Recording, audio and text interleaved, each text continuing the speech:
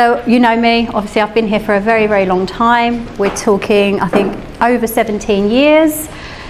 As a consultant, implementing software, but more recently, last few years, I've kind of stepped back a little bit from projects.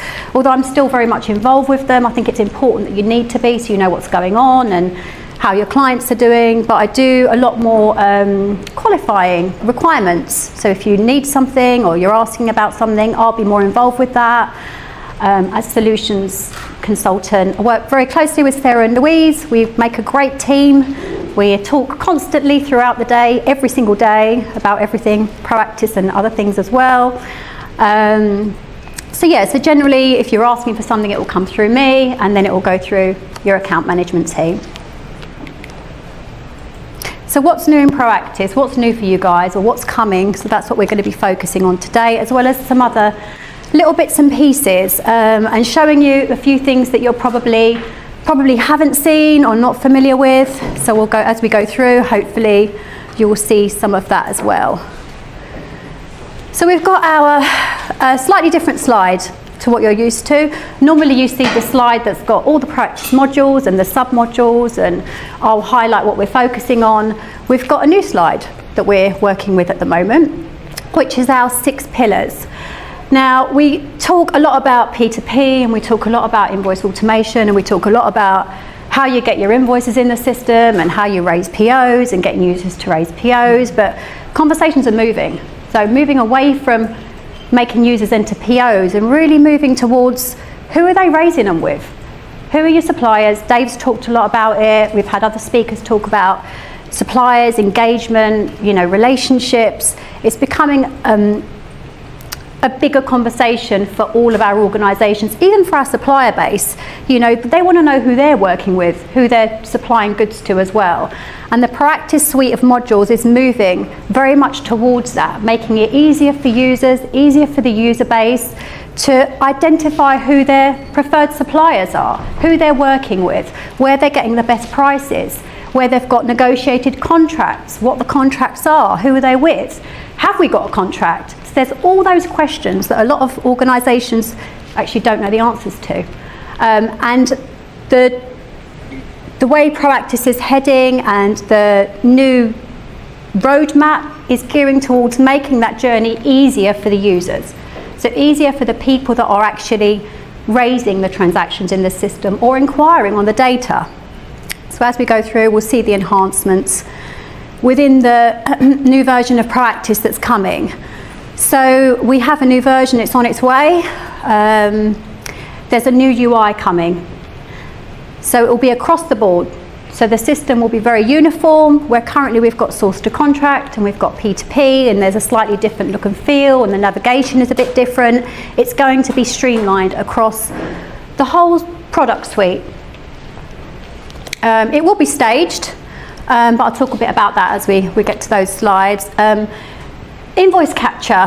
Well, invoice capture for Proactis is something that a lot of you probably maybe don't even know exists. But Proactis has its own invoice capture element of the suite.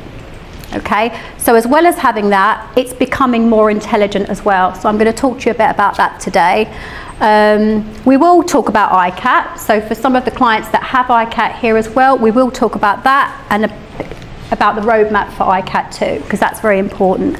And there are differences between the two, whether you decide to look at invoice capture or ICAT, there are differences, there are benefits to both products. If you want to have more detailed conversations about those after the sessions, then we can have those with you and we can talk you through the detail really. ECAT. So we're talking a lot about marketplace at the moment and punching out to suppliers, buying directly from supplier websites, using catalogues with your negotiated suppliers, getting your best prices, and there's a new look and feel for that. So e-catalogues will replace the traditional punch out and marketplace that was available, and again it's all going to be streamlined. There should be a nice new UI for it as well to make it easier for users to use. The mobile app, which we love, we need, but it needs a facelift. It needs a whole lift actually. So there's going to be, that's on the roadmap as well for Proactis. They're introducing a training academy, which you may be aware of if you've logged onto their website recently. It will span across the whole product suite of modules. We're not quite sure exactly the detail. I think they're releasing elements slowly. As and when we have information, we'll let you know about that. And obviously, yeah, we've got ICAT on there as well. So what are the Proactis company initiatives? So I've basically hijacked their slides. So if you see these slides, you might see them on some of the Proactis websites. But the branding, they're focusing predominantly on the branding of Proactis in the next versions that are coming out. There will be additional enhancements as well, there always are. But in the next few patches, you will see a new UI. If you've got source to contract, that will come first. But the idea is it will help users navigate through the application more efficiently. It will be more streamlined. Their experience will be much nicer than it is currently. So all the options will still be available, but they'll be able to navigate and find what they're looking for much easier than they can now. We need to get users on board. There's no point having these systems if they find it difficult to navigate through. You know, they're going to be discouraged from using it and they'll just pick the phone up and raise an order with a supplier. So all of it, the whole suite really is going to have a facelift, which is great.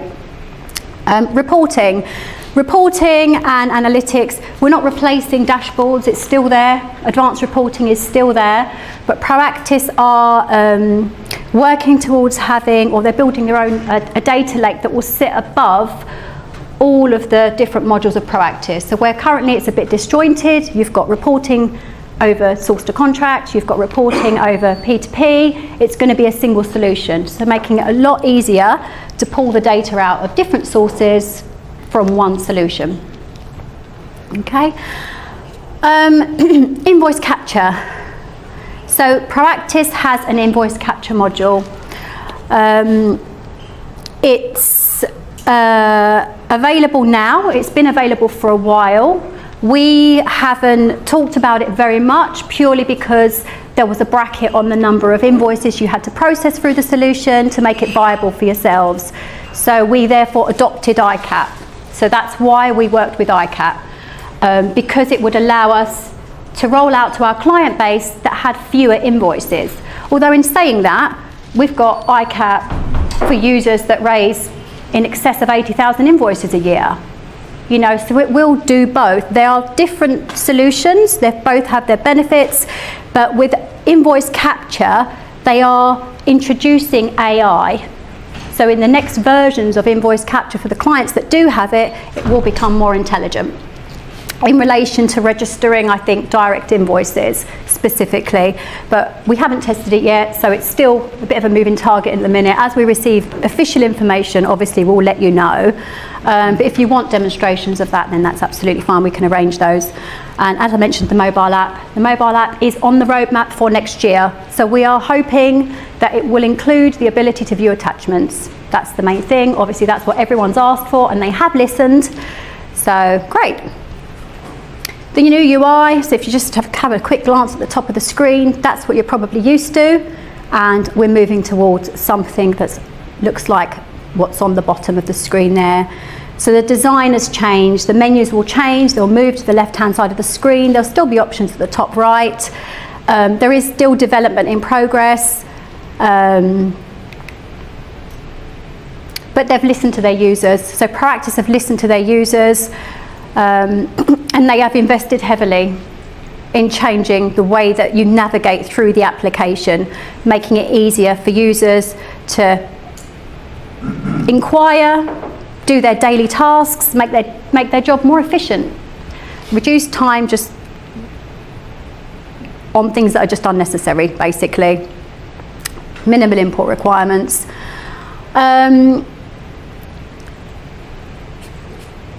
It will be available across multiple devices, but I don't actually know what that means just yet.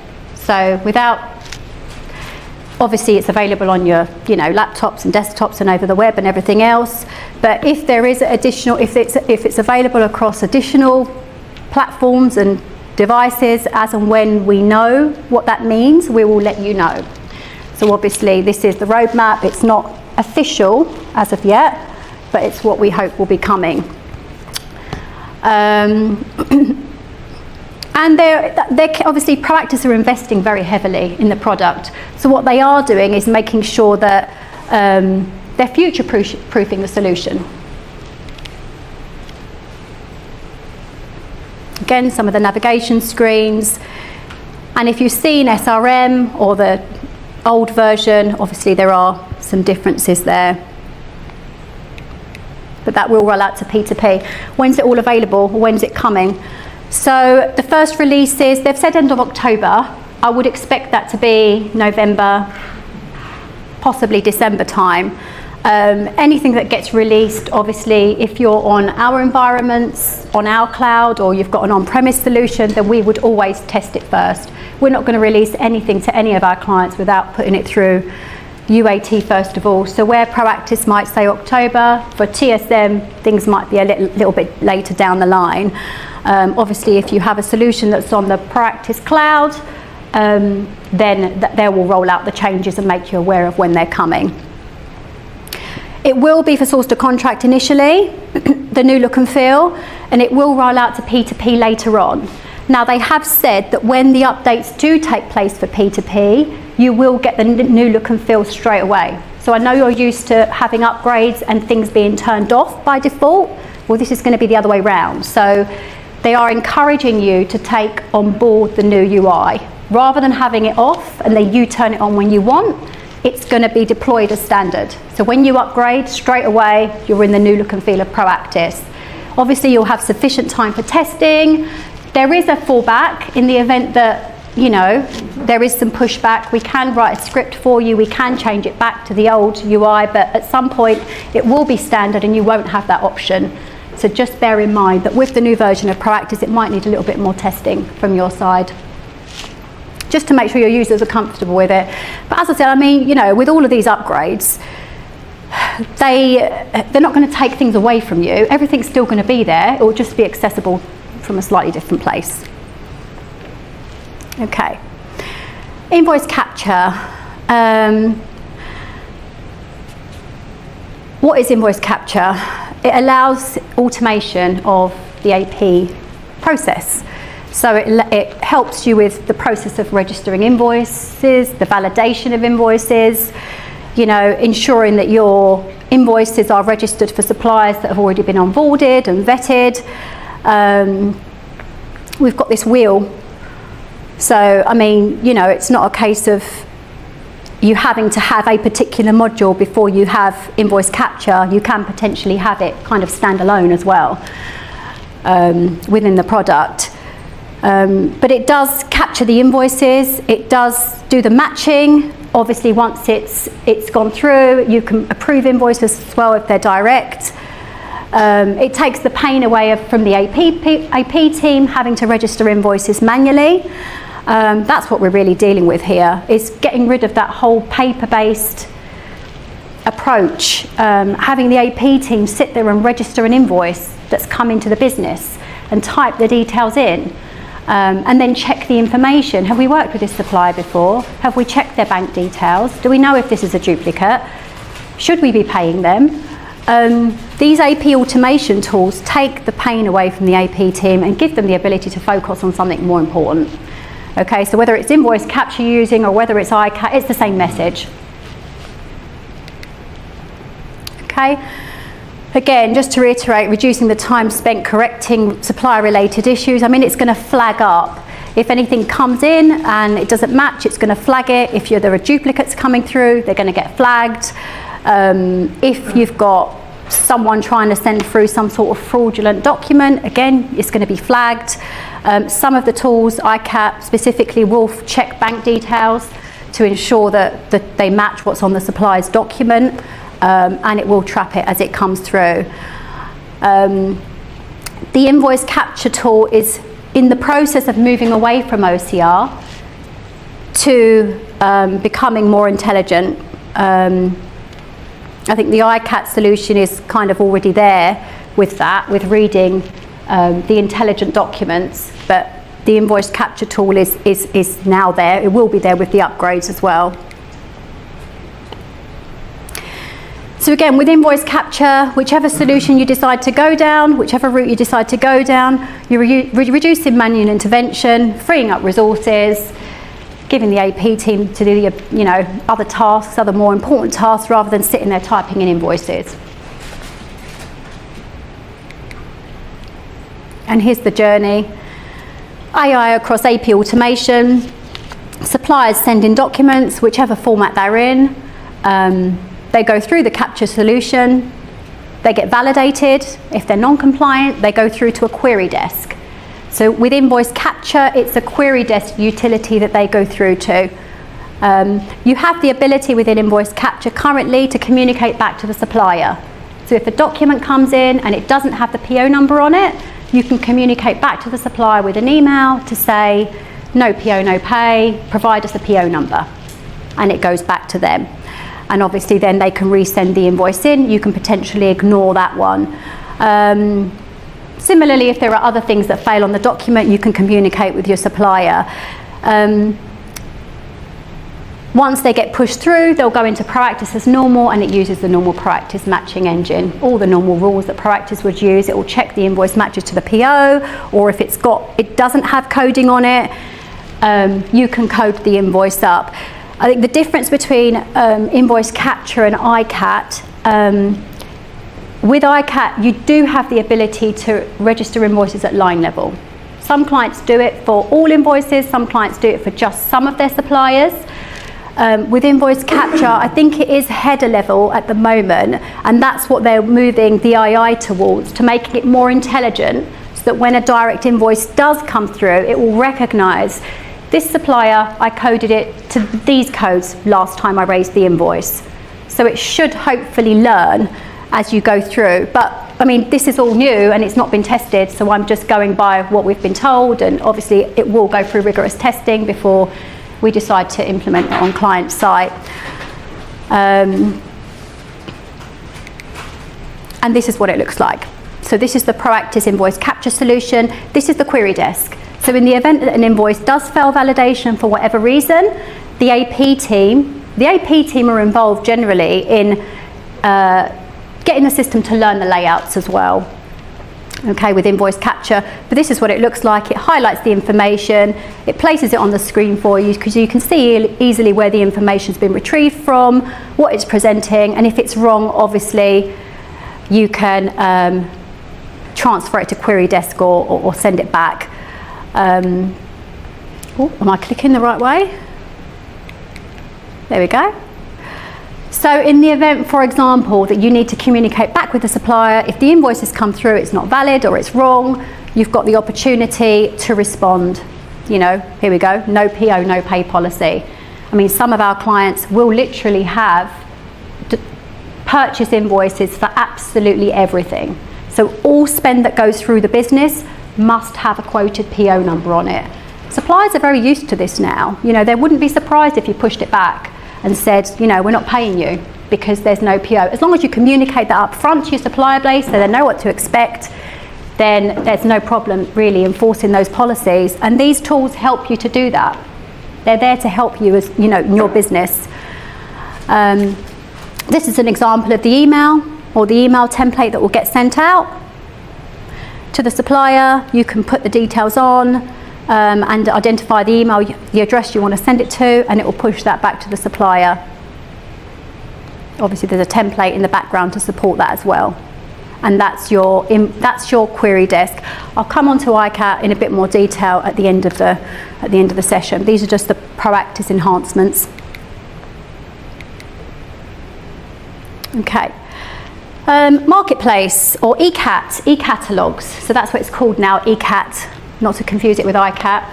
But so Marketplace gives you the ability to procure your goods and services from the supplier's website, rather than you having to maintain catalogues internally.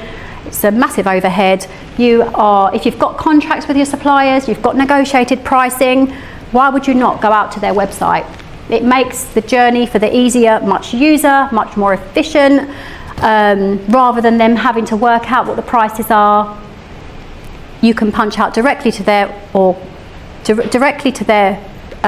site, where you add the items into your basket and it brings them back into Proactis, where they can be approved or coded up in more detail if necessary. The majority of our clients are asking for this now, whether it's Amazon Business, whether it's other suppliers they're working with. There are hundreds and hundreds of suppliers that are already onboarded with Proactis. So the journey for yourselves, if it was somebody you wanted to work with, a supplier that you purchase from frequently, would not be too painful. Okay? And this is what it looks like. So if you are going to navigate to the e-catalogues, you would navigate to not sure what you're looking for, select your e-catalogue, it takes you straight out to your catalogues. So if you've got just one supplier, you'll be presented with one supplier. If you've got multiple, then they're all listed for you. You can group things in categories of spend, you can compare items. I mean, the images and everything is based on, that'll be based on what they provide on their website. So if the supplier has geared up their website to have images, and whatever the information is there, that's what you're seeing. This is not in Proactis, it's outside. So it's literally pushing the responsibility on the supplier. If you want to work with us, make it available to us. Okay? But the important thing is, again, is you're pushing your users to that more efficient way of purchasing. Less risk, buying from the supplier that you've got a contract with, you've got negotiated pricing. It's less choice for the user.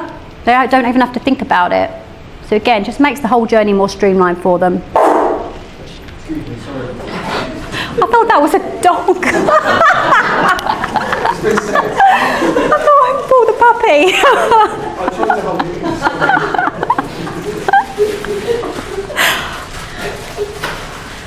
you. Okay, so as you add items to your basket online from your catalogues, you can save it if you want to, or you can just transfer it straight away into Proactis, brings the details down, and you can submit your PO. So once you're back into Proactis, normal functionality that you're all used to, you're all familiar with, and you can submit your PO. So that's the e-catalogues.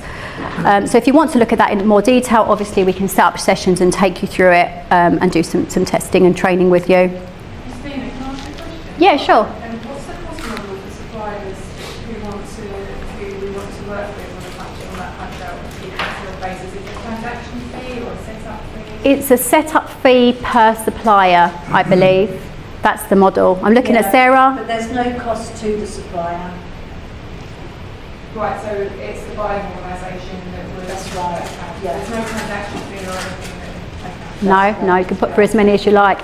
The only cost that we found potentially that the supplier might have is if their website is not geared up for it. So obviously they might have to do some development work at their side, they might have to take on some resource, but if they are ready and they're working in this way, then no cost at all to them. Mobile app. So we've had, the mobile app is great. It does what it says on the tin. You just log in and approve your transactions, but it's not quite good enough. We know it's not quite good enough. It needs to do more. We've had conversations with Proactis. It's on the top of their roadmap for next year. So they've said to us, they've got a whole big roadmap of stuff. I'm not presenting it because there was just so much on it. It was just too busy. But the very first thing they're focusing on is deciding whether they are going to enhance the current mobile app or go out to market and buy something or deal with something new or work with something new. But they are very, very aware that it needs to be brought up to date and give the users more than it does currently. The first thing we always talk about is attachments, and I get asked all the time about it. It's just not, it's not okay. It's not, you can't really class it as a mobile app if you can't really do everything from it. But yes, so that's coming, so that's really exciting, including expenses. So it needs to do more with expenses as well. So as and when we know more information, obviously we're going to let you know about that too. The The Training Academy. So they have released, or they are releasing, they've got some early adopters that are logging in and testing it, but the Training Academy, I think there is a cost to it. Again, I don't know the information just yet. As and when we know, we'll let you know. I believe you subscribe to certain modules and you are provided with lots of material and guides and videos. Obviously, it's not going to replace the training that you get at the end of an implementation that is specific to you guys as an organisation. You know, obviously as the consultants are building your system, we're building it specifically for you. We know what we've set up, we know what we've configured and why we've done that for your business. It's not necessarily going to replace that, but it is it's a fantastic thing to have online, you know, for new users and a general training. So those are the different categories, and as you can see, what's not highlighted is coming soon. So a bit more information about the areas that will be covered in the Training Academy. I'm not going to go through all the words in detail. ICAT, so invoice capture obviously is available. And for anyone that does want to see it, we can arrange demonstrations.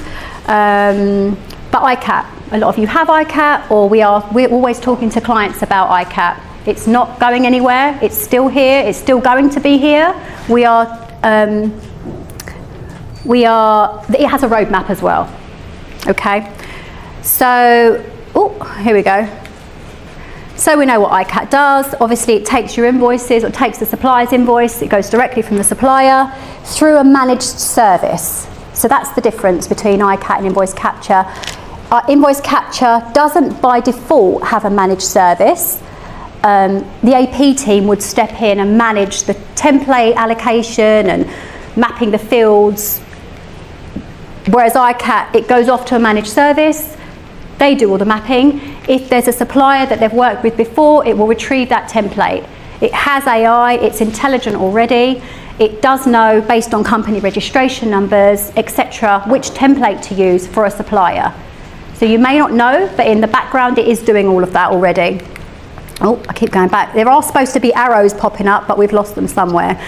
Anyway, once the managed service team have processed the invoice, it comes through for validation. And that's where it sits in the ICAT maintenance tool. That is a TSM developed product. So that's the bit that TSM have developed. So we've developed the element that does all the checking.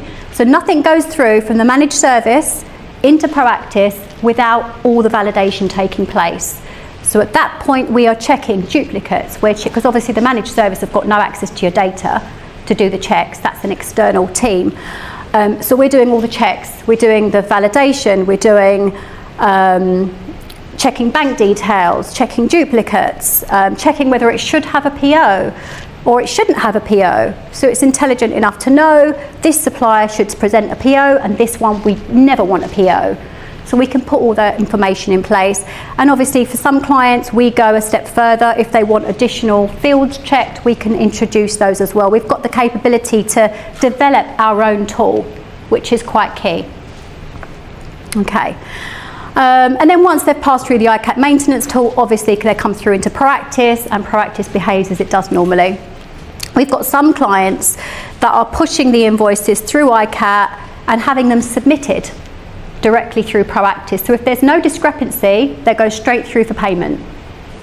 So you can have them stop, but we've got clients that push them all the way through. And this is what the ICAT maintenance tool will look like when the new release is available. So we hope that will be in the next couple of months. And as well as a new look and feel, there'll be additional filter criteria on the screen, sort orders. We are looking to introduce the capability for you to contact your suppliers directly from here. So that step is missing, and we're hoping that with that new release, you have the ability, just like with invoice capture, to say, send an email to this supplier because of X, Y, and Z, or whatever it is. So we need that communication channel with our supplier. That was my half-hour warning, wasn't it?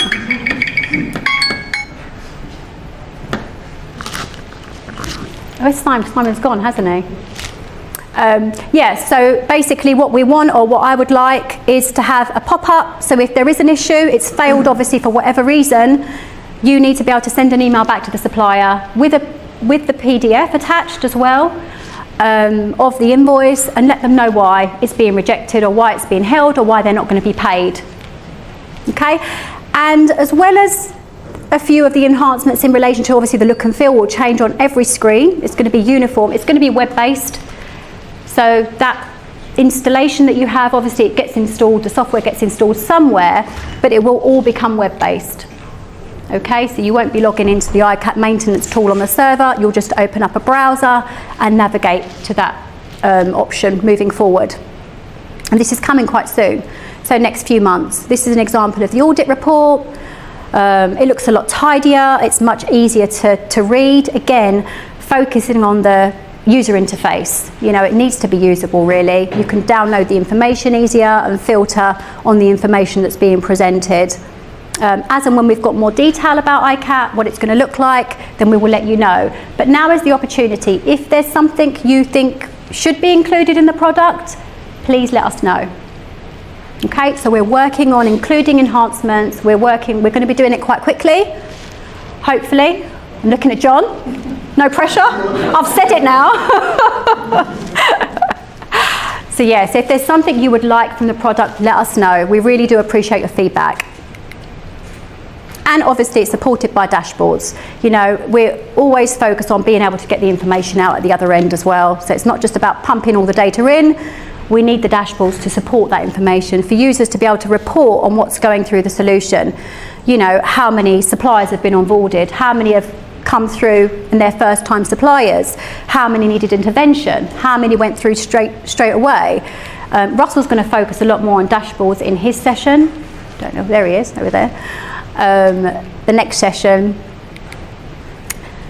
Integrations, just very quickly. Obviously we've developed iCat. We're working with a third-party provider to do the, oh my God, I've lost my word. Anyway, to read all the invoices and strip the data off. But we don't just do that. So we do other integrations as well. We've worked closely with Soldo recently, pulling credit card statements through Proactis, through the expenses module, and then obviously they go through into the finance system. And we're not limited to that. We've had conversations recently in relation to pulling information back from Companies House and doing validations, or when you're registering your expense claim, doing mileage checks from and to journeys. You know, if we can tap into the external sources that do the technical element of it, I can't remember whatever the APIs are, John's probably going to talk about it in his integration session, then we've got the capability to bring that back into Proactis, and that's something that we want to do a lot more of for our clients. Any questions? We're still going to run webinars, you know, as and when we know more, we will make you aware of everything. I think the webinars have been quite successful. I think clients generally do like them. But if there's things you want to know about that we're not talking about, then just let us know. No question? Oh, Michaela. It might be Russell's question more than anything. So obviously we've got dashboards. The iCat one, is that out of the box standard one, or is that one that needs to be built? It can be deployed to your environment very easily. Yeah. So our dashboards are a pack. I'm not going to steal Russell's thunder. No, that's not out of the box, so the... No. It's a little bit working through. That's not part Oh, of so you're still trying to still get iCat? Yeah, yeah, absolutely. At the same time, so then obviously I can't pay and see everything's going through. Brilliant. We could talk about that. Yeah. Any other questions? I'm around if you think of anything, or just drop me an email. Am I done? This goes in my pocket.